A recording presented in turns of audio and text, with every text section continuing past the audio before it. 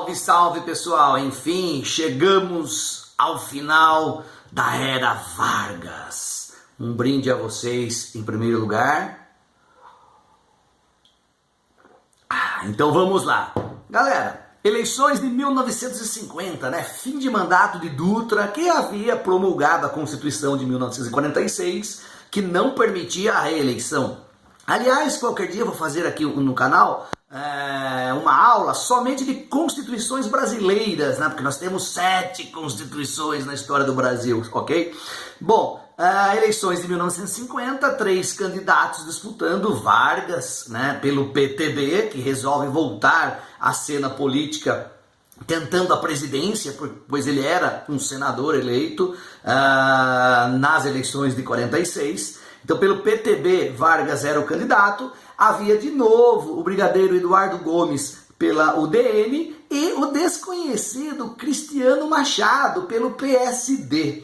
E Vargas teve uma votação maciça, venceu com quase 50% aí dos votos válidos. E desta vez, né, e pela primeira vez, nos braços do povo, Vargas conseguiu ser eleito pelo voto democrático. Aliás, nessa eleição foi a primeira vez, a segunda vez, Elito! A segunda vez que as mulheres participaram de uma eleição presidencial. A primeira foi lá em 1946, ok? Então, em 1950, Vargas é eleito, em 1951 ele começa o seu mandato. Nessa época, galera, haviam 2 projetos políticos para o nosso país. O nacional desenvolvimentismo, que defendia uma maior participação do Estado na economia, né, uma interferência estatal ao modelo welfare state, ou Estado do bem-estar social, e havia um modelo liberal desenvolvimentista, que era mais adepto da menor participação do Estado na economia, o Estado menor, ok? E o Vargas, vencendo, ele coloca em prática o seu nacional desenvolvimentismo,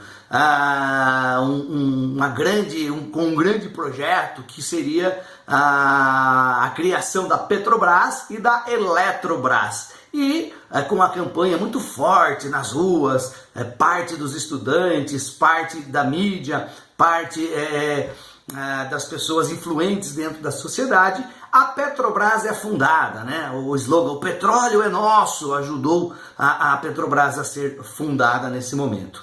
E, portanto, as riquezas naturais brasileiras seriam estatais, ok? Até hoje a Petrobras é um modelo de gerenciamento estatal, apesar de ter, negociar em bolsa de valores, ser também uma SA, mas a maioria do capital da Petrobras pertence ao Estado brasileiro, ok? E aí, pessoal, desta vez Vargas não tinha mais os órgãos de censura que ele sempre utilizou lá no Estado Novo, na sua ditadura, que era o DIP, o Departamento de Imprensa e Propaganda, não existia. Então ele tinha que saber ser um governante dentro de um modelo democrático, coisa que Vargas sempre teve grande dificuldade.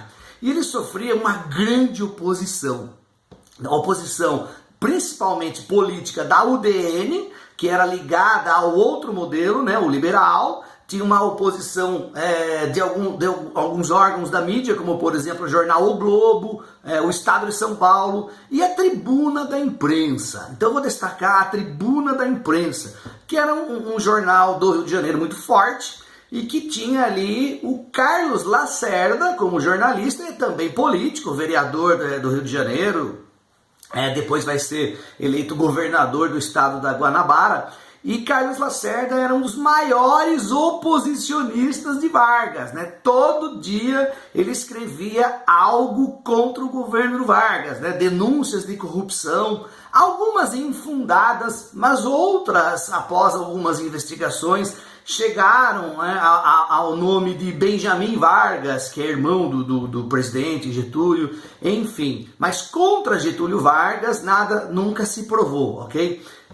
Denúncias de corrupção. Havia também uma forte oposição da burguesia industrial, parte da burguesia industrial ligada ao modelo liberal, ligada aos Estados Unidos. Havia uma insatisfação popular também por parte dos trabalhadores que não viam reajuste do salário mínimo desde o ano de 1943, e agora nós estamos em 1951 para 1952, né? Até que o Getúlio Vargas chama para ser seu ministro do Trabalho João Goulart, que era muito ligado, né, ao sindicalismo. E aí a situação do presidente piora mais ainda, porque Goulart prometeu, né, ao assumir o Ministério do Trabalho, um aumento de 100% no salário mínimo. Então você soma tudo isso e você tem uma contestação muito grande nesse momento ao governo do Vargas, tá? A parte dos militares deixam de apoiá-lo, uma outra parte apoia, mas até o ministro do Exército vai deixar de apoiá-lo no final do seu mandato. E Vargas sofre uma pressão muito grande. Abre-se inclusive um processo de impeachment contra ele, que acabou não dando em nada, e chegamos no ano de 1954, mais precisamente no mês de agosto, tá? Se não me engano, no dia 5 de agosto, agora me falhou um pouco a memória, houve um crime, né, que vai mudar toda a história política do nosso país.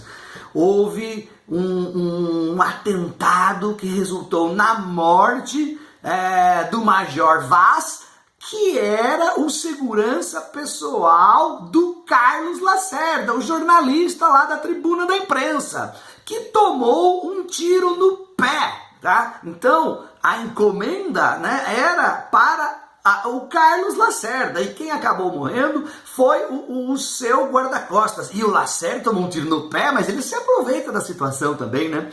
Ele coloca um curativo, né? Ele engessa a perna inteira e aparece na Assembleia Legislativa do Rio de Janeiro numa cadeira de rodas. Tudo bem, ele sofreu um atentado, ele poderia ter perdido a vida, mas ele também vai explorar, né, esse atentado. E lá no seu discurso ele diz assim: olha o que fizeram comigo, tentaram me matar. Vocês sabem quem foi? Eu suspeito de alguma pessoa. Esse homem só pode ter sido Getúlio Vargas.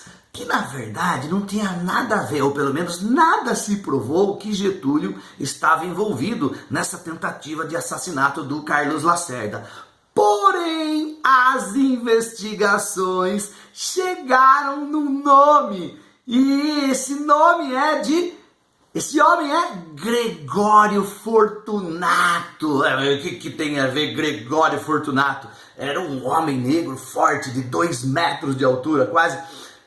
Ele era chefe da segurança presidencial. Ele foi o mandante do crime. E Getúlio não sabia de nada, né? Não se provou nada. Mas olha a gravidade da situação. Gregório Fortunato, estou repetindo aqui, chefe da segurança presidencial, estava envolvido na tentativa de assassinato de Carlos Lacerda. A situação fica insustentável. Tem uma reunião ministerial, no dia 24 de agosto de 1954, onde a maioria dos ministros deixam de apoiar Vargas e pedem sua renúncia. É quando ele dá um soco na mesa. Só saio do Palácio do Catete morto. Reunião encerrada. Todos vão embora. Mais ou menos pelas 3, 4 da manhã, houve-se um tiro. Alzira Vargas e o ministro Tancredo Neves foram os primeiros a entrar no quarto de Getúlio Vargas, que já estava caído na cama, né, com a arma ao lado. Ele comete um suicídio, ele dá um tiro no peito, né? Existem teorias conspiratórias aí, a qual eu não acredito que ele foi morto, tá? Mas aí o problema é seu, tá? Eu acredito que ele cometeu suicídio. Pelo menos é a história oficial, né? E ali era o fim do pai dos pobres, né? E a comoção foi nacional, o povo saiu à rua em apoio a Vargas, né? E assim chegava ao fim, em 1954, em agosto, ao fim da era Vargas, certo? Mas naquele momento ele vence os seus oposicionistas. Eu costumo dizer que a carta testamento é o zap de Getúlio Vargas. E assim ele sai da vida e entra para a história. Até a próxima.